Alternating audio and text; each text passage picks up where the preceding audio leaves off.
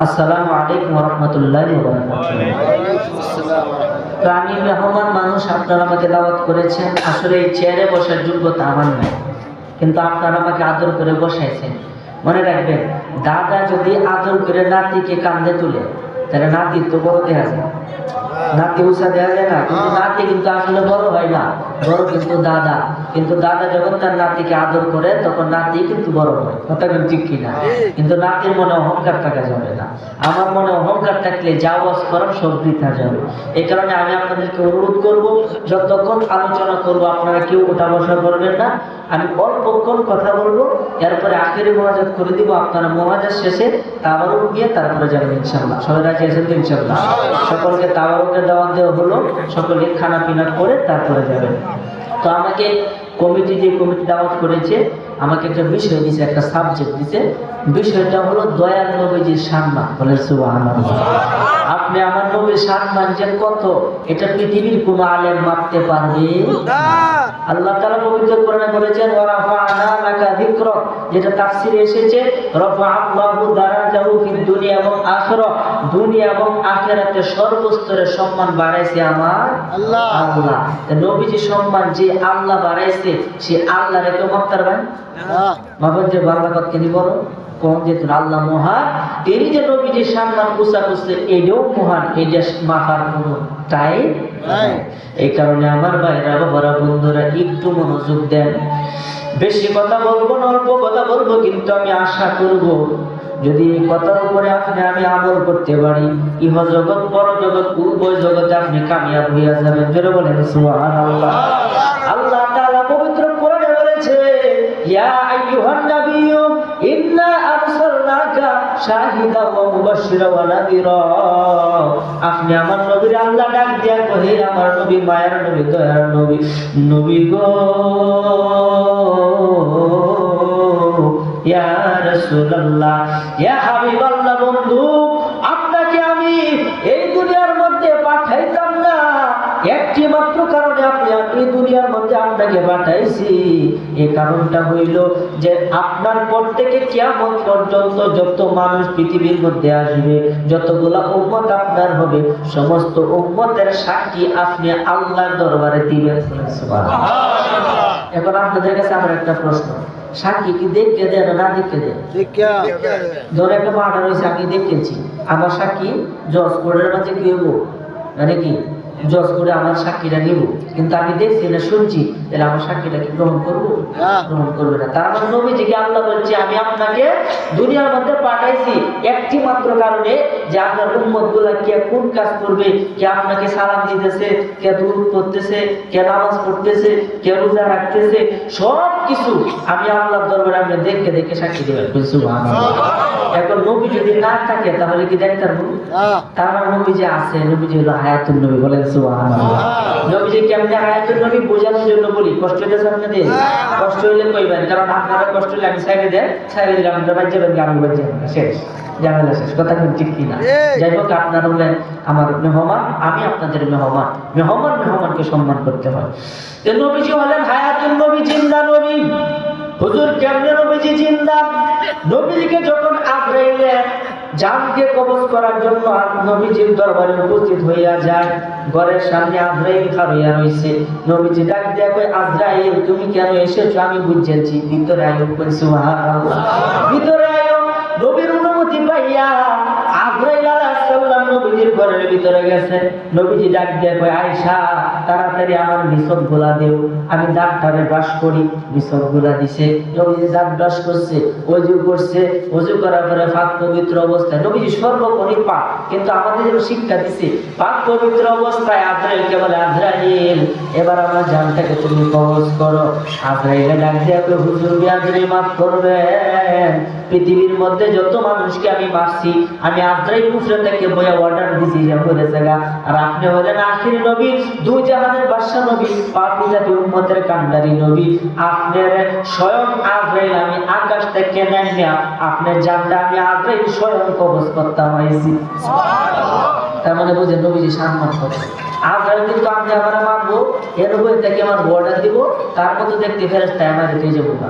কিন্তু আজরাইল যারা আল্লাহর ওলি হয়, যারা খাঁটি বন্ধু দুস্থ হয়, তাদেরকে কি করে আজরাইল স্বয়ং তাদেরকে মারে। বলেন সুবহানাল্লাহ। আজরাইল ডাক দিয়ে কয়, হুজুর পৃথিবীর মধ্যে যত মানুষকে আমি মারবো, সব মানুষের মৃত্যুর যন্ত্রণা যতটুকু হবে, আপনার আমি এর একটা কোনাও মৃত্যু যন্ত্রণা দিতাম না। খুব আসানের সাথে আপনার জানটাকে আমি কবজ করব। বাচ্চা ঠিক আছে।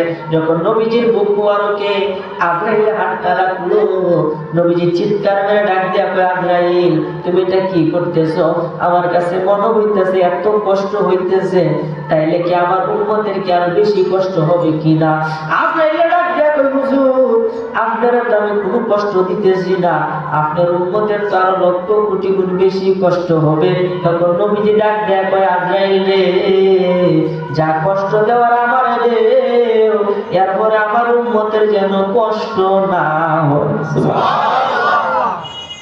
সেই নবী কেমন লোক, আর সেই নবীর আদর্শ আজকে আমাদের ভিতরে নাই।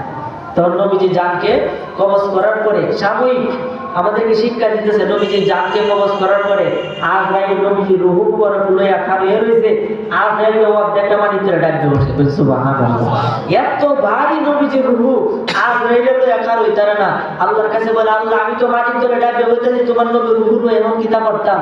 আল্লাহ ডাক দিয়া কয়, আজরাইল তাড়াতাড়ি আমার নবীর উপরে দুরূদ শরীফ পড়বেন। সুবহানাল্লাহ। তখন আজরাইল কি করলো, 7 বার মতান্তরে 11 বার দুরূদ শরীফ পড়ছে। তখন একটু হালকা হইছে। তখন আজরাইল কি করলো, এই রূহ মুবারকটা লইয়া চোখের ফাঁকি মারার আগেই পুরা পৃথিবীটার একটা ঘোরান দিছে। বলেন সুবহানাল্লাহ। বলেন চোখের ফাঁকি দেওয়ার সাথে সাথে পুরা পৃথিবীর মধ্যে ঘোরান দেওয়ার ক্ষমতা আজরাইলের আছে না নাই? আছে। দিছে কে? আল্লাহ। কেমনে আছে একবার চিন্তা করেন। আপনারা কি সুলাইমান নবীর নাম শুনছেন কেউ? সুলাইমান নবী, এই সুলাইমান নবী কিন্তু পশু পাখির ভাষা বুঝতো, আপনারা সকলে জানেন। এই সুলাইমান নবীর দরবারে বোঝানোর জন্য বলতেছি, এই সুলাইমান নবীর দরবারে একদিন একটা বিশাল বড় হুদহুদ পাখি, কোরআনে আইছে আলাল হুদহুদ আর কানা মিনাল গায়বি, এই যে হুদহুদ পাখি আসছে, আয়েশা বলতেছে, আসসালামু আলাইকুম। সুলাইমান নবী, ওয়ালাইকুম সালাম। কেডা তুই? আমি তো হুদহুদ পাখি। ওই যে আমার দরবারে হুজুর রাত করে না, যে আমি আইছি একটা মিনতির একটা আরজি দিলাম। তো কি আরজি? ও আপনি যত সাম্রাজ্যটা চালাইতেছেন, এই সাম্রাজ্যের মধ্যে তো অনেক উজির আছে, আমারে আপনি প্রধান উজির বানান। এটা ফকি ফকিয়ে বলতেছে, আমার প্রধান উজির বানায়। সুলাইমান তোর কি গুণ ক্ষমতা আছে তোর প্রধান উজির বানাইতা? হুদহুদ পাখি ডাক দিয়া কই, হুজুর আমি হুদহুদ পাখি গায়েব জানি। সুবহানাল্লাহ। আমি হুদহুদ পাখি গায়েব জানি। সুলাইমান নবী ডাক দিয়া কই, হুদহুদ রে, মিথ্যা কথা বলার টাইম পাস না, তুই বলে গায়েব জানোস কেমনে? হুজুর আপনার বাহিনী যখন কাফিরের বিরুদ্ধে যুদ্ধ করবে, যুদ্ধ করার পরে তারা যুদ্ধ করতে করতে ক্লান্ত হইয়া যাবে, শুধু মানুষের যুদ্ধ করবে না, আপনার সাথে পাখি করে যুদ্ধ করবে, সমস্ত সৃষ্টি জাহান আপনার হয়ে যুদ্ধ করবে। তখন এই পক্ষীকুল যখন পিপাসায় পিপাসিত হইয়া যাবে, তখন আমি হুদহুদের টুটটারে ফানির মধ্যে সুবাইয়া এই ফানি পক্ষীকুলের মুখের মধ্যে আমি দিয়া দেব, তারা পিপাসা মিটটা যাইব, তখন শরীরে শক্তি পাইব, আর যুদ্ধ জয় হইয়া যাইব, পুরাটা পৃথিবী আপনার ভাবের তলে আইব। সুবহানাল্লাহ। এমন গুলি হুদহুদে মারছে, মানে ভাব মারছে। আরে সুলাইমান নবী ডাক দিয়ে কয়, যা তুই যখন এত কামিয়াবি কথা কইতাছ, আমি তোর প্রধান উজির বানায় দিলাম। বলেন না সুবহানাল্লাহ। প্রধান উজির বানায় দিল। প্রধান উজিরের কাজ হলো বিচার কার্য পরিচালনা করা, রাজ্যের কি অবস্থা এটা পরিচালনা করা। এই খবরটা পাইছে কাক পাখির কানে গেছে। কাক পাখি ছিলেন না, এই কাওয়ার কানে খবর গেছে কি যে হুদহুদ পাখিরে সুলাইমান নবী তো প্রধান উজির বানাইছে। তখন কাক পাখি আইছে সুলাইমান নবীর দরবারে, আইতে হুজুর আসসালামু আলাইকুম। ওয়ালাইকুম সালাম। তুমি কেডা? আমি তো কাক পাখি। তো আমার কাছে কেন আসছো? ও শুনলাম আপনি নাকি হুদহুদ পাখিরে প্রধান উজির বানাইছেন। ও বানাইছি। তোর বানাইলেন কে রে? কত কোন ক্ষমতা আছে? সে তো গায়েব জানে। হ্যাঁ, গায়েব লাগাতে কতটা জানে। সে যদি গায়েব হয়ে জানতো, তাহলে জানোয়ারা যে জাল পাতে, জানোয়ারকে মরে গেলে। সুবহানাল্লাহ। কথাটা কিন্তু ঠিকই কইছে। যদি গায়েব হয়ে জানতো, গায়েব তো আগে ভাগে সবকিছু জানলাম, জাল তোলাতে জাল পাতে, জানোয়ারকে কল্যাণে তো 2 ভাগ করে খেলে কথা তো ঠিক কইছো আজকে আয়ারও বিচার করতেছি সুলাইমান নবী তলোয়ারটা খুললা বইয়া রইছে পাঁচ কাইল্লা কাল্লাটারে 2 ভাগ করবা একটু পরে হুদহুদ পাখি আইলো আগে ফুতো তোমার কাল্লারে 2 ভাগ করে দেন হুজুর আমার অপরাধটা কি তোমার অপরাধ তুমি কাজ্জাব তুমি মিথ্যু তুমি আমার সাথে মিথ্যা কথা বলেছো হুজুর আমি কি মিথ্যা কথা কইছি মিথ্যা কথা কইছো তুমি বিলে গায়েব জানো হুজুর পাখি ডাক দেয় কই এখন তো কই আমি গায়েব জানি সুবহানাল্লাহ আর আসতে বল সুবহানাল্লাহ আপনারা কি আমার কথা বুঝতেছেন না কথা তো না বুঝুই না আমাদের কইবেন কারণ এত দূর আপনি আইছি কত বকবক করে গেলাম কা কিস্তা বুঝলেন না সকালে উঠতে কবেন হ্যাঁ বক্তা তো আনছিলেন কিস্তাই বুঝলাম না সে বললাম বা আমার কথা হইছে আমার কথা যাতে পাই টু পাই মানুষ বুঝে মানে সব যদি একটু যাতে বাদ না থাকে সব কথাই যাতে মানুষ বুঝে না বুঝলে কিন্তু আজ আসার কোনো মজা নাই কথা কোন ঠিক কি না জরুরত পড়ে না আল্লাহুম্মা সাল্লি আলা সাইয়্যিদিনা ওয়ালা আলি সাইয়্যিদিনা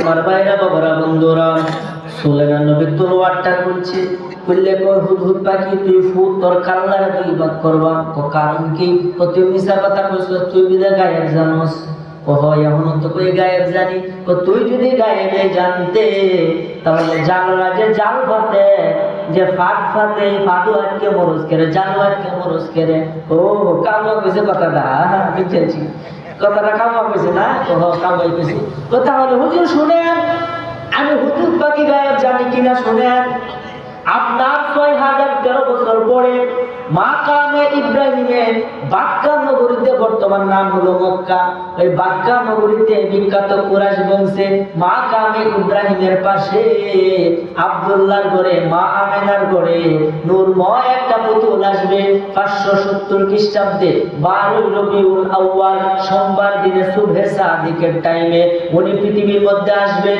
উনি সমস্ত বিশ্ব মাখলুকাতের নবী সমস্ত 18,000 মাখলুকাত 80,000 আলমের নবী আসমান জমিন গ্রহ তারা চন্দ্র নক্ষত্র সূর্য যা কিছু আছে সবকিছুর নবী আপনি সুলাইমানের নবী আমি হুদহুদের নবী স্বয়ং আল্লাহ পাকের নবী বলেন সুবহানাল্লাহ ওই নবী দুনিয়ার মধ্যে আসবে আপনার 6013 বছর পরে ওনার পাক জমানে 6টা গ্রন্থ হবে যাকে সিয়া সিত্তা বলা হয় এই 6টা গ্রন্থের প্রথম গ্রন্থ হবে প্রথম একটা গ্রন্থ হবে প্রথম একটা বই হবে নাম হলো বুখারী শরীফ ওই বুখারী শরীফের প্রথম হাদিস হবে আত-তাকদিরু লা ইয়ারুদ্দু হুজুর আমি তাকদীরের জাল দেখি না আমি আমার কবরের খবর বলতে পারি না নচেত আমি হুদহুদ পাখি আগার থেকে নিগার পর্যন্ত সব কিছুই দেখতে পাই আর জোরে বলেন না সুবহানাল্লাহ তো সেই নবীর ক্ষমতা আছে না কেমন নবীর উম্মত আপনি চিন্তা করেন হুদহুদ পাখি যখন এই কথা কইছে সুলাইমান নবী ইমানদার মানুষ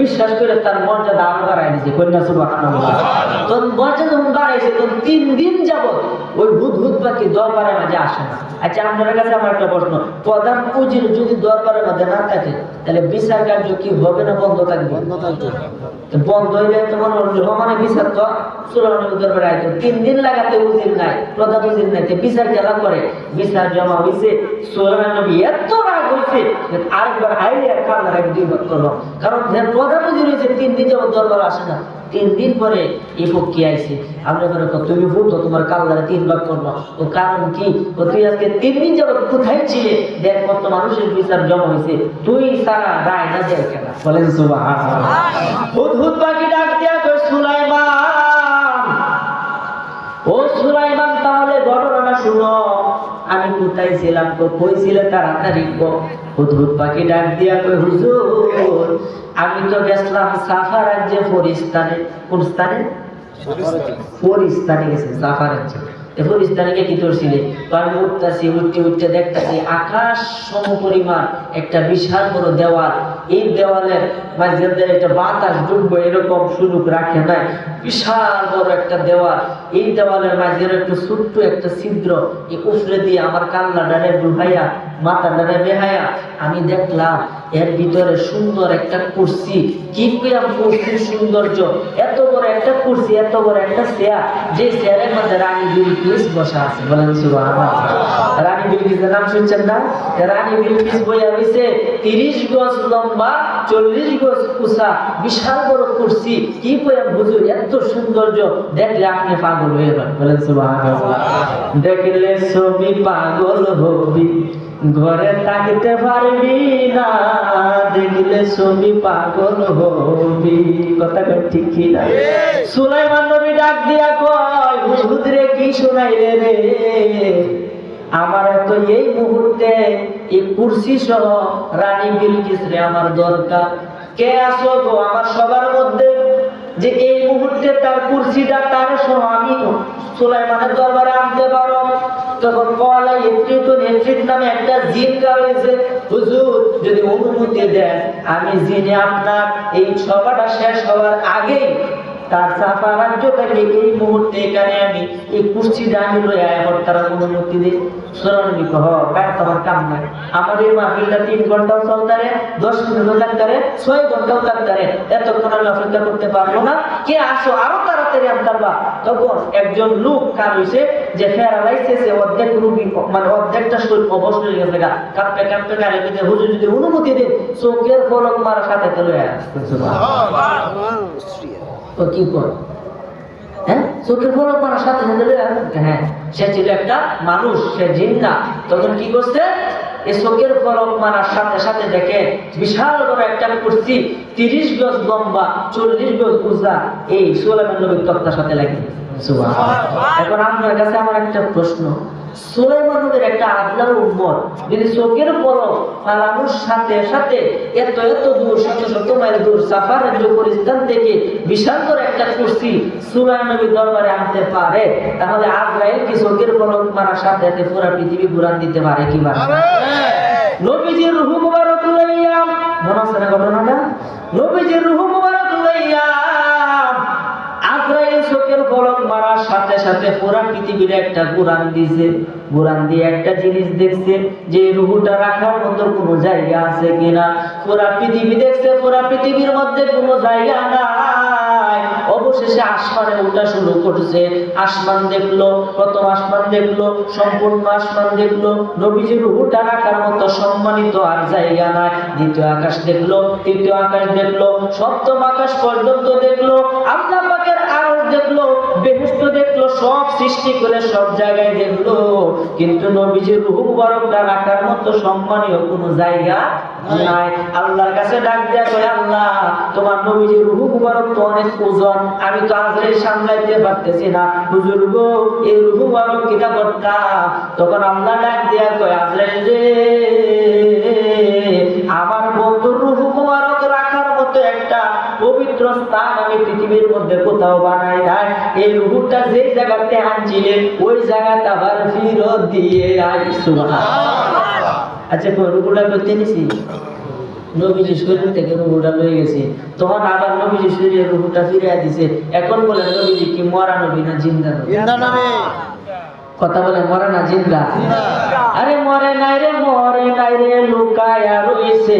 ওরে মরে নাই রে, মরে নাই রে, লুকায়া রইছে।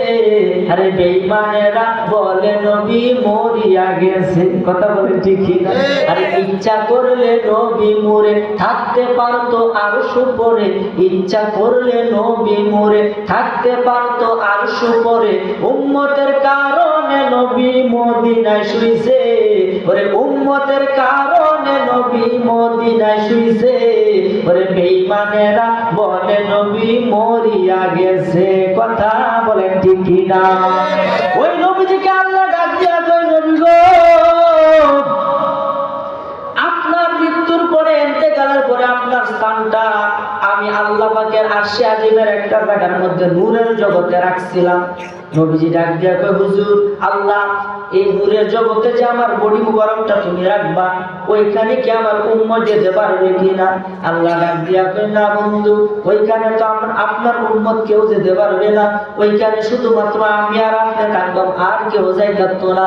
আমার নবী, আপনার নবী ডাক দিয়া কয়, আল্লাহ যেই জায়গার মধ্যে আমার উম্মত যেতে পারবে না, ওই জায়গার মধ্যে আমি নবী শুইব না, আমি নবী আমার মদিনার মাটিতেই শুইয়া যাব। সে নবীজি সম্মান কম না বেশি? কতটুকু বেশি বোঝানোর জন্য বলি বাবা। খারাপ লাগলে আপনাদের, খারাপ লাগলে বলবেন আবু জাহেলের নাম শুনছেন আপনারা? হায় হায় রে, আবু জাহেলের মতো এমন দুশ্মন মক্কার জমিনে নবীর মতো এত বড় দুশ্মন আবু জাহেল আর কেউ ছিল?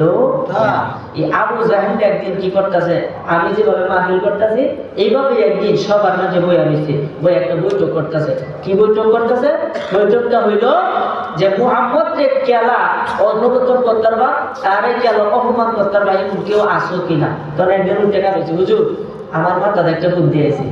ও তোমার মাথার বুদ্ধি আছে? কি বুদ্ধি আছে? ও আপনি এক কাজ করেন, একটা মাহফিল করেন, মাহফিল করে মুহাম্মদের দাওয়াত দিন। ওই দাওয়াত দিতে সম্মান আর পারবো পারে না, আমার কথা ব্যাগটা হইতে রই তো কি কথা ব্যাগটা কো। তখন ব্যাগটা কোয়া শুরু করছে, বাবা আমি কিশোরগঞ্জের মানুষ, কিশোরগঞ্জের বাসা মাঝে মধ্যে কইয়া লাগে, কারণ লাগলে জানতে দেবেন না বুঝলে কই ভাই, কারণ কি জানেন নি? হ্যাঁ, কিশোরগঞ্জের ভাষাটা মোটামুটি বুঝে, ঠিক আছে না? কত আমরা গেলাম মানে মাঝে মধ্যে কি ভাষা দেয় আমি নিজেও বুঝি না, কিন্তু আমার ভাষাটা মোটামুটি সবাই বোঝার চেষ্টা করে। যাই হোক আলহামদুলিল্লাহ, একটু মনোযোগ দেন। আবু জাহেলের কাছে ডাক দিয়া কয়, নেতা আপনি এক কাজ করেন, একটা মাহফিল করেন, মাহফিল কইরা দুইটা চেয়ার আপনি বানান, একটা চেয়ার থাকবে স্বর্ণের আর একটা চেয়ার থাকবে রূপা। বলেন তো কয়টা চেয়ার? একটা চেয়ার থাকবে স্বর্ণের আর একটা চেয়ার থাকবে রূপা। কই দুইটা চেয়ারের মধ্যে কেনা বইব? স্বর্ণের চেয়ারের মধ্যে বসবে ইয়ামেনের বাদশাহ হাবিব বিন মালিক, তাকে আপনি দাওয়াত করবেন, কারণ সে হলো আপনার পক্ষে লোকেরা দাওয়াত করবে, সেও বাদশাহ আপনিও বাদশাহ। সে বসবে স্বর্ণের চেয়ারে আর আপনি আবুল হেকাম। আবু জাহেলের নাম ছিল আবুল হেকাম, মানে কি জ্ঞানীদের পিতা। আর নবীজি বলছে তুই একটা আবু জাহেল, তুই মূর্খের পিতা। বলেন সুবহানাল্লাহ। কারণ সে চোখকে দেখতে মনতাছে না। হ্যাঁ, কারণ কি মানলো কেমনি? আবু জাহেল নবীজিরে দেখছে, আবু বকর নবীজিরে দেখছে। আবু জাহেলের দিকে তোমার মতো এত কুৎসিত চেহারার মানুষ পৃথিবীতে আমি একটাও দেখছি না। আবু বকর কো, হুজুর আপনার মতো এত সুন্দর সুপুরুষ আমার দুই চোখকে আর কেউ দেখছি না। কারণ আবু জাহেল এক কথা কইছে, আবু বকর এই কথা কইছে, তো নবীজি সাহাবীরা কয়, সাহাবীরা দেখছো দুইজনে কয় কথা কইছে? ও দুইজনে তো দুই কথা কইছে। নবীজি ডাক দিয়ে কই উভয়ই সঠিক কইছে। সুবহানাল্লাহ। সাহাবীরা ডাক দিয়ে কই, হুজুর মারে বটটা তো বুঝলাম না। আবু জাহেল কইছে আপনি ভালো না, আপনার চেহারা খারাপ। আবু বকর কইছে আপনি সুন্দর। আপনি বলছেন আবু জাহেলও ঠিক কইছে, আবু বকরও ঠিক কইছে। দুইটা কথা কেমনে ঠিক হয়? দুইটা তো একে অপরের বিপরীত। নবীজি ডাক দিয়া কয়, আনা মিরাতুল্লাহ, আমি হইলাম আল্লাহ দেখার আয়না। সুবহানাল্লাহ। আমি হইলাম আল্লাহ দেখার আয়না। আয়নার সামনে যে দাঁড়ায়, মুখের মধ্যে কালি লাগাইয়া আয়নার সামনে দাঁড়াইলে কালি শুদ্ধ আপনার চেহারাটা আয়নার মধ্যে ভেসে ওঠে। কথা ঠিক কিনা? আর যদি আপনার চেহারাটা সুন্দর থাকে, আপনার মনটা সুন্দর থাকে, আপনি এই চেহারাটা নিয়ে যখন আয়নার সামনে দাঁড়াইবেন, দেখবেন সুন্দর চেহারাওয়ালা লোকটা এই আয়নার ভিতরে ফুটে উঠেছে। আমি হইলাম আল্লাহ দেখার আয়না। আমাকে যে দেখবে সে ব্যক্তি আমাকে দেখবে না, সে নিজে দেখবে। আবু বকরের মন হলো পুত্র পবিত্র, আবু বকরের মন হলো নূরময়। এই জন্য আমাকে দেখে সে মনে হচ্ছে পৃথিবীর মধ্যে আর ভালো মানুষ এত সুন্দর আর কেউ নাই। মূলত আমাকে দেখে নাই, সে নিজে দেখছে। সুবহানাল্লাহ। আর আবু জাহেলের মন হচ্ছে খারাপ, আবু জাহেলের মন হচ্ছে কুৎসিত।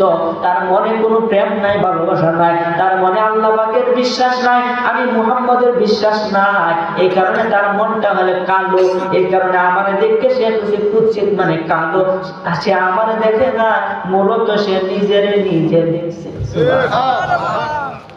চিন্তা করেন সে নবীজি সম্মান কত। তাহলে সেই নবীজিকে ভালোবাসার দরকার আমাদের আছে না? বলেন না, আছে না? দয়ালো নবী প্রেমের ছবি আর আসবে না জগতে। বলেন দয়ালো নবী প্রেমের ছবি আর আসবে না জগতে। হাসর দিনে উম্মত বিনে, হাসর উম্মত বিনে যাবে না নবীজি বেহেশতে। দয়ালো নবী প্রেমের ছবি আর আসবে না জগতে। নবীজির সুন্নতি মানিলে উম্মতি পাইবে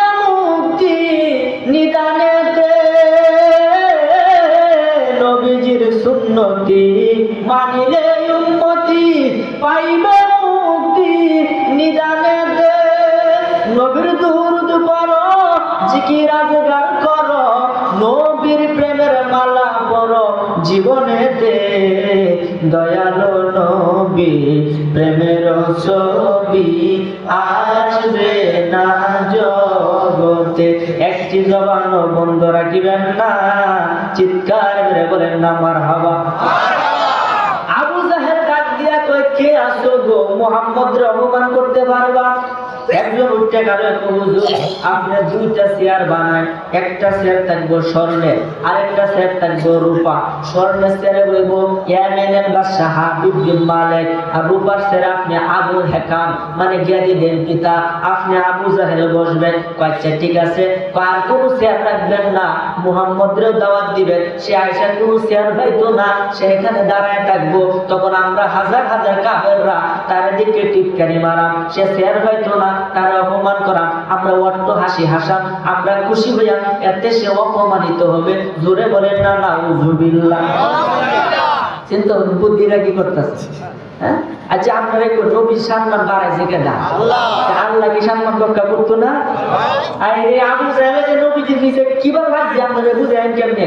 নবীজি যে রাস্তাতে প্রতিদিন হাঁটতে গিয়ে ইসলামের দাওয়াত দেয়, এই রাস্তার মাঝখানে বিশাল বড় গাঁথা করছে, গাঁথা মানে গর্ত করছে, বিশাল বড় গর্ত কইরা সেটি করছে উঠে দেয় হালকা কয়েকটা খড়ি দেয়া, খড়ি মানে কি লাকড়ি, এই লাকড়ি দেয়া কি করছে উঠে দিয়ে কিছু পাতা দেখতেছে যে নবীজি অনেক ডাইটে যাবো ধুমুতে গাঁথা মধ্যে পড়বো, তো আর আমি খুশি হই। তাহলে এই কথা কই আসে গাঁথা হইলে গাছের আড়ালটাকে দেখায় যে কি করে। তখন বিকালবেলা, সকালবেলা নবীজি বাইরে দিনের দাওয়াত দিয়ে বিকালবেলা যখন আসে, আসার পরে দেখা তার সামনে যখন কাছে কাছে আইছে, আল্লাহ ডাক দিয়ে কয় জিবরাইল দ্রুত পৃথিবীর মধ্যে যাও, গিয়া তোমার যত পাখা আছে সমস্ত পাখা এই গাতার উপরে বিছায় দেও, যাতে নবীজি 100 বার আটকে গেল একটু না দেবে। সুবহানাল্লাহ। এই জিবরাইলের 600 নূরের পাখা ছিল, একটা পাখা বাড়ি দিলে এই প্রথম আসমানে উঠতে করতো। জোরে করে সুবহানাল্লাহ। এবার 600 নূরের পাখা এই সবগুলা বিছায় দিছে। আবু জাহেল গাছের আড়াল থেকে দেখে যে মুহাম্মদ গাতার ভিতরে পড়ে কি না। তখন যখন নবীজি গাতার উপরে দিয়ে হাইটে যায়, তখন তো জিবরাইল তার পাখাগুলা বিছায় দিছে, নবীজি ভিতরে পড়ে নাই। নবীজি সুন্দরভাবে হেঁটে হেঁটে চলে গেছে। আবু জাহেল কয় আমরা কি করলাম, তাহলে নিয়ে আমি লাঠি বেশি দিচ্ছি, বললো না কেন? চারদিকে একটু দেখি একটু হচ্ছে নবীজি বললো না যে হইলো, তাহলে হ্যাঁ জব দিয়ে খারুছে ধুমটাই ভিতরে ওইটা তো তার চেহারা গালুছে ইকরামা রে ইকরামা আমার বাসা। তার ছেলের নাম ছিল ইকরামা। ইকরামাও বা নবীজি মুরিদ হইয়া তার কালেমা পড়ে মুসলমান হয়ে গেছে। তো ইকরামারে ডাক্তার ইকরামারে আমার বাসা দেখায় মুহাম্মদের লেগে গর্ত করে আমার নিজেই বুঝছি। এই কারণে একটা কথা আছে আমরা এলাকার মধ্যে, যে যার লেগে গর্ত করে হে গর্তের মাঝে নিজে বলে, কথা বলেন ঠিক কিনা? এই জন্য কারো সর্বনাশ করতে চাইবেন না, মানুষের সর্বনাশ করবেন, আপনি নিজের ক্ষতিগ্রস্ত হবেন। এই কারণে নিজে নিজে ভালো থাকবেন, নিজে নিজে স্থির রাখবেন। কখনো অহংকার করা যাবে না, টাকার অহংকার করা যাবে না, বাড়ি গাড়ির অহংকার করা যাবে না, মালের অহংকার করা যাবে না। এই জন্য আমার ভাইরা বাবারা বন্ধুরা, এই আবু জাহেল গাতার ভিতরে বইরে কাব্য হইতাছে যে ইকরামা আমারে বাসা, আমারে বাসা। ইকরামা দৌড়ে এত বাবা হাতটা দেও, হাতটা বাড়ায় দিছে এতটুকু, বেশ সময় আদান বেশ কম লাগুর ভাই গোফাই এরকম আদান বেশ কম। তখন কথা না ভাই দড়ি ঢালে দড়ি আছে একটু শুরু এটা দিছে মালায়া দিয়ে আদান বেশ কম আরে বড় দড়ি লইয়া বিশাল বড় এক দড়ি আনছে একটা গাতার ভিতরে আছে বাবা ধরো দিয়ে আদান বেশ কম সুবহানাল্লাহ। কি রে আদা সব সময় হাত দিলেও আদা, রশি দিলেও আদা, ব্যাপারটা কি? তাড়াতাড়ি আমার বাতিজা মুহাম্মদের ডাক দিয়ে সুবহানাল্লাহ। মুহাম্মদ সাল্লাল্লাহু আলাইহি সাল্লামকে ডাইকা আনলো, ডাক দিয়া কই বাতিজা বেয়াদবি মাফ করে দে, আমার ভুল হয়ে গেছে, আমি তোরে বাড়ানোর জন্য গর্ত করছি, এখন গর্তের মধ্যে আমি নিজে বসছি, বাতিজা আমার তুই বাঁচা। তো চাচা বাঁচাইতে পারি, একটা শর্ত আছে। কি শর্ত? যদি আপনি পড়েন লা ইলাহা ইল্লাল্লাহু মুহাম্মাদুর রাসূলুল্লাহ সাল্লাল্লাহু আলাইহি ওয়াসাল্লাম, বলেন না সুবহানাল্লাহ। আবু জাহেল তো বাতিজা ঠিক আছে, তুমি যদি আমার উপরে আমি কালমা পড়াম, সমস্যা নেই। সাথে সত্য বলছি, সত্য বলছি। তো নবীজি হাতটা বাড়াইছে, সাথে সাথে হাতের মধ্যে লাগু হয়েছে। তো উপরে টাইনে দিচ্ছে, উপরে টাইনে বাতিজা আমি মনে করতাম তুমি জাদুঘর, এত বড় জাদুঘর আমি আগে জানতাম না। আমাকে রাত দিছে আদাত বেশ কম, দড়ি দিছে আদাত বেশ কম, বড় দড়ি বানাইছে এরপর আদাত বেশ কম, আর তুমি আটটা দেওয়ার সাথে লাগু হয়েছো। জাদু ছাড়া আর কিছু হতে পারে? এখন তোমার জাদু কি উন্নত ধরনের আসমানও চলে? ও চাচা কথাটা তুমি কি কইলা? আমি তো কোনো জাদু জানি না, এটা আল্লাহর পক্ষ থেকে আমার মুজিজা। বলেন সুবহানাল্লাহ। নবীজি মুজিজা আছে না নাই? হাসরের দিন নবীজি পার করবে, বিশ্বাস আছে তো আপনাদের? আছে তো ইনশাআল্লাহ। ওরে ফুলছে রাতে হীরার দাম, ফুলছে রাতে হীরার দাম, পলকে হইয়া যাবে পার। ওরে নেকির কাজ করলে দুনিয়াতে আখিরাতে আমল নামায় আসিবে ডান হাতে, আমল নামায় আসিবে ডান হাতে, আখিরাতে আমল নামায় আসিবে ডান হাতে। সেদিন তিন কাতারে করে খাড়া, হিসাব দিবে যারা যারা, নেকি বদি দাঁড়াবে একসাথে। আপন কর্ম অনুসারে ফল দিবে সই পড়ুয়ারে, আপন কর্ম অনুসারে ফল দিবে সই পড়ুয়ারে। কেউ দুজন কেউ যাবে জান্নাতে আখিরাতে, আমল নামায় আসিবে ডান হাতে, আমল নামায় আসিবে ডান হাতে, আখিরাতে আমল নামায় আসিবে ডান হাতে। সূর্যের আলো এত গরম, থাকিবে না লজ্জা শরম। শরীর কাপড় থাকবো? কাপড় কিন্তু থাকতো না, লজ্জা শরম থাকতো না। সূর্যের আলো এত গরম, থাকিবে না লজ্জা শরম। তামার জমিন হবে হাসরেতে, সেদিন কেউ কাউকে না চিনিবে, ইয়া নাফসি শব্দ হবে। কেউ কাউরে না চিনিবে, ইয়া নাফসি শব্দরে হবে। মগজ গলে পড়বে জমিনেতে আখিরাতে, আমল নামায় আসিবে ডান হাতে, আমল নামায় আসিবে ডান হাতে, আখিরাতে আমল নামায় আসিবে ডান হাতে। জোরে বলেন মারহাবা। তাহলে ওই নবী সাফায়াত করবে, এই বিশ্বাস আমাদের আছে না নাই? ওই নবী কেমন নবী? আবু জাহেল ডাক দিয়া কই, বাতিজা তোমার জাদু কি দুনিয়ার মধ্যেও চলে নাকি আসমানও চলে? নবীজি ডাক দিয়া কই, চাচা আমি তো কোনো জাদু জানি না। তো বাতিজা খোদার কসম কইলা, আসমানের যে চাঁদটা দেখতাছো, এই চাঁদের যদি তুমি দুই ভাগ করতে পারো, তাহলে আমি 100% তোমার হাতে দুইটা কালমা করে মুসলমান হইয়া যায়। ও চাচা কথা কিন্তু ঘুরাইতে পারবেন না। তো আমি আর কথা ঘুরাইতাম না, এই চাঁদকে যদি তুমি দ্বিখণ্ডিত করতে পারো, অবশ্যই অবশ্যই আমি কালমা পড়া। তখন নবীজি কি করলো? তার শাহাদাত আঙ্গুল উঁচা করলো, উঁচা কইরা চাঁদকে একটা ইশারা দিল। চাঁদ দ্বিগুণিত হইয়া কাঁপতে কাঁপতে দুই দেশের মধ্যে পইড়া গেল। সুবহানাল্লাহ। দুই দেশের মধ্যে যখন চাঁদ পড়ছে, চাঁদের নবী ডাক দিয়া কইল, এই চাঁদ তুই কাঁপছ কেরে? চাঁদ থেকে আওয়াজ হচ্ছে, ইয়া রাসূলুল্লাহ, ইয়া হাবিবাল্লাহ, নবী গো আমি কাঁপি এই কারণে আপনি যখন আদেশ করছেন, আদেশ করার সাথে সাথে কি আমি দ্বিগুণিত হইতে পারছি কি না না পারছি, এই বয়ান কাঁপতেছি। বলেন সুবহানাল্লাহ। এই চাঁদও নবীজিরে চিনে, কিন্তু আমরা মধ্যে কিছু মানুষ নবীজিরে চিনে না। আছে না নাই?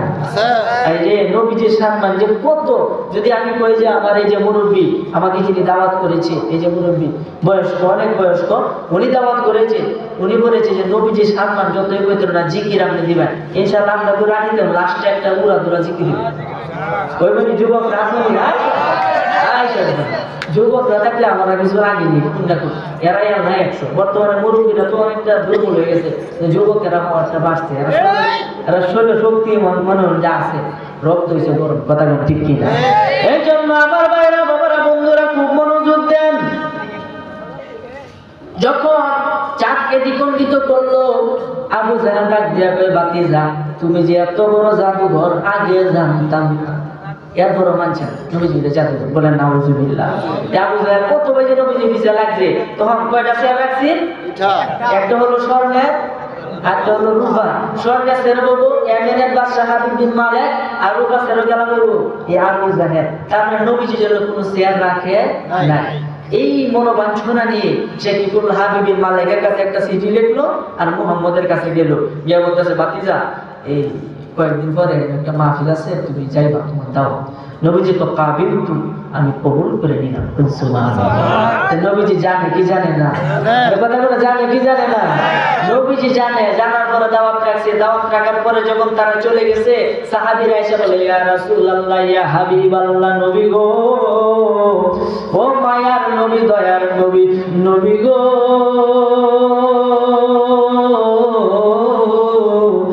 আবু জাহেল তো কখনো আপনার মঙ্গল চায় নাই, আবু জাহেল কখনো আপনার ভালো চায় নাই। হুজুর আপনারা দাওয়াত করছে, অবশ্যই অবশ্যই কোনো না কোনো কারণ আছে, আমাদেরকে অনুমতি দেন যাতে আমরা আগে ভাগে গিয়ে দেখে আসতে পারি সে কি আয়োজন করছে। বাচ্চা ঠিক আছে যাও। নবীজির অনুমতি পাইয়া সাহাবীরা তাড়াতাড়ি কইরা আবু জাহেল প্যান্ডেলটা সাজাইছে, প্যান্ডেলের ভিতরে চলে গেল, গিয়া স্টেজের মধ্যে তাকাইলো। স্টেজের মধ্যে দেখে দুইটা চেয়ার, একটা হলো স্বর্ণের আর একটা হলো রূপা, আর কোনো চেয়ার নাই। আর নিচে বসার জন্য অসংখ্য সিট রাখছে। তখন উপরে দুইটা চেয়ার দেখে সাহাবীরা বুঝে ভালাইছে, দৌড়িয়া নবীর কাছে গেছে, গিয়া বলতেছে, ইয়া রাসূলুল্লাহ, ইয়া হাবিবাল্লাহ, ও মায়ার নবী, দয়ার নবী, নবী গো, আবু জাহেল তো আপনার অপমান করার জন্য দুইটা চেয়ার স্টেজের মধ্যে রাখছে। একটা হলো স্বর্ণের, যেটার মধ্যে বলবো ইয়ামিনের বাদশা হাবিব বিন মালিক, আর একটা মধ্যে বলবো আবুল হাকাম ওরফে আবু জাহেল। এই আবু জাহেল আরেকটা চেয়ারের মধ্যে বসবে, আপনার জন্য কোনো চেয়ার রাখে নাই।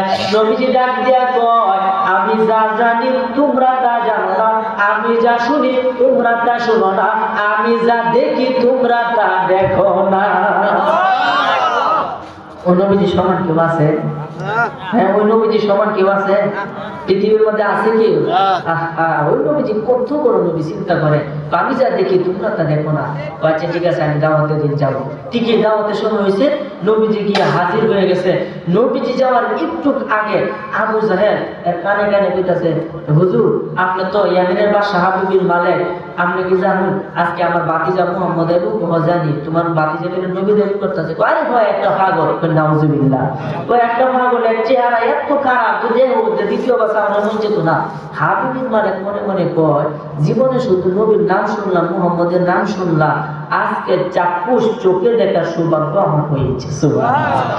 হাবিব বিন মালিক মনে মনে নবীকে দেখার জন্য ব্যাকুল।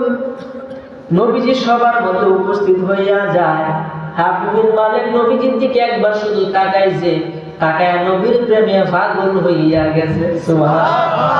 ডাক দিয়া কই, আবু জাহেল, এতদিন আমার কাছে কইছ মুহাম্মদের চেহারা খারাপ, এতদিন আমারে বুঝাইছ তার মতো চেহারা খারাপ পৃথিবীতে একটাও নাই, এখন তো আমি ছায়া দেখি উনার মতো সুপুরুষ একটাও পৃথিবীতে নাই। এই কথা বলে সে নিজে দাঁড়ায় গেল, দাঁড়ায় নবীজিকে আইনা তার স্বর্ণের চেয়ারের মধ্যে বসায় দিল। চিৎকার মেরে বলেন সুবহানাল্লাহ। এখন আপনাদের কাছে আমার একটা প্রশ্ন, আবু জাহেল বলছে কোন চেয়ার? নবীজি কোন চেয়ার? ও সম্মানটা কার বাড়ছে?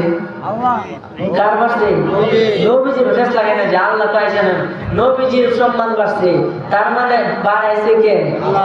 নবীজি একটা ডাক দিয়া কয়, হাবিব বিন মালিক রে, ও হাবিব বিন মালিক, এত এত লক্ষ লক্ষ মানুষের মাঝে তুই যে আমার সম্মানের জোরটা করলে, এই কারণে আমি নবীজি খুশি হইয়া তোরে একটা উপহার দিলাম, এই উপহারটা তুই লইয়া যা। হাবিব বিন মালিক ডাক দিয়ে নবীজি কি উপহার দিলেন? উপহারটা তুই এখন দেখতে পারবে না, তুই বাড়ি গিয়ে দেখ উপহারটা কার হইয়া রয়েছে। সুবহানাল্লাহ। আচ্ছা বলেন, বাড়ি গিয়ে দেখ উপহারটা কার হইয়া রয়েছে, এতে কি রহস্য আছে না নাই? আছে। বাড়ি গিয়ে দেখ কি উপহার দিলাম। তখন হাবিব বিন মালিক তাড়াতাড়ি করে মাহফিল শেষ করে নবীজি উপহার দিলেন, বাড়ি গিয়ে দিলাম কি উপহারটা দিছে, কথা কি আমার বুঝো দেয়নি? না বুঝলে কইবেন ইনশাআল্লাহ। তখন হাবিব মালিক কি করছে, বাইক খেয়েছে, দরজাটা খুলছে, খুললে দেখে সুন্দরী তরুণী রূপসী একটা 12 বছরের একটা মেয়ে ওইখানে দাঁড়ায় বলতেছে, বাবা এতক্ষণ তুমি কোথায় ছিলে, এখন আসেছো বাসা? তখন ডাক দেখো, ওই ঠিকাদারি, আমি বললাম তোমার মেয়ে, আমি বিশ্বাস করি না, আমার মেয়ে তো 12 বছর ধরে কুষ্ঠরোগে ভুগতেছে। বলে সুবহানাল্লাহ।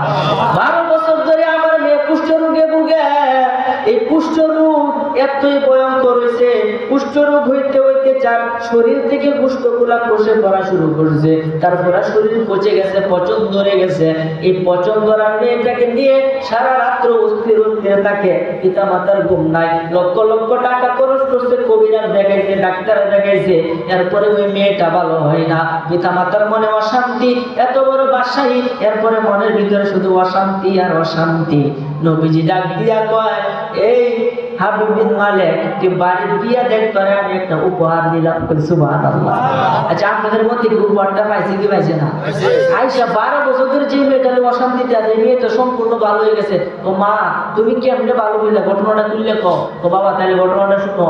আমি রাত্রে একা একা ঘরের ভিতরে শুয়েছিলাম, চতুর্দিক দিয়ে অন্ধকার ছিল, হঠাৎ করে দেখলাম ঘরটা আলোকিত হইয়া গেল।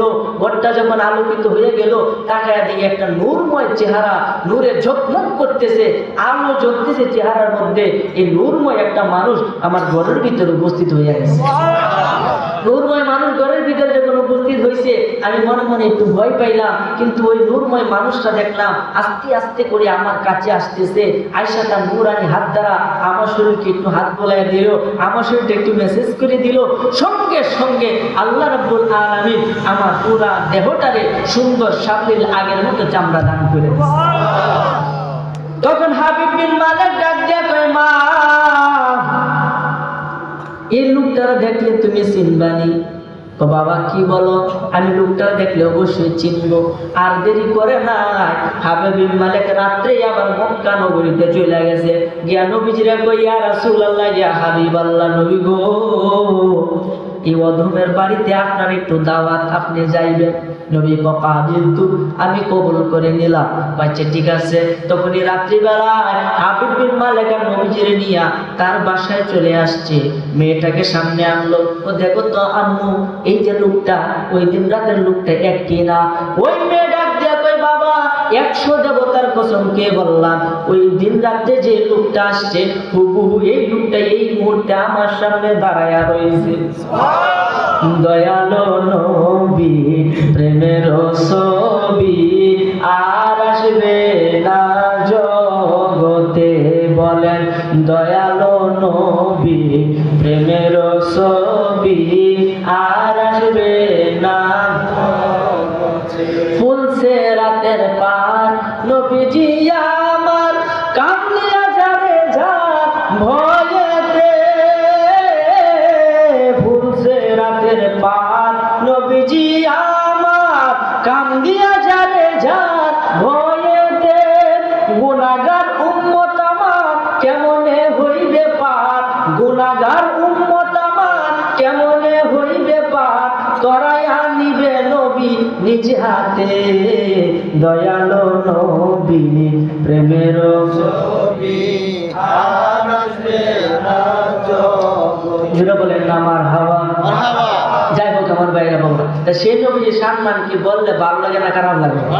যার নবীজি সম্মান শুনলে ভালো লাগে, বুঝে যাবেন তার ভিতরে ঈমান আছে। আর যার নবীজি সম্মান শুনলে খারাপ লাগে, মনে করবেন এই যে 6 নম্বর মানুষ, তার ভিতরে ঈমান নাই। কারণ নবীজি বলেছেন, আল্লাহ ঈমান আলিমাল্লাহ মুহাব্বাত লাহু, যার অন্তরের ভিতরে আমি নবীজির মুহাব্বত নাই, তার ঈমান নাই। আবার আরেক হাদিসে কইছে, লা ইউমিনু আহাদুকুম হাত্তা আকুনা হাব্বা ইলাইহি বিওয়ালিদিহি ওয়া ওয়ালাদিহি ওয়ান নাসি আজমাইন। চিৎকার করে বলেন সুবহানাল্লাহ।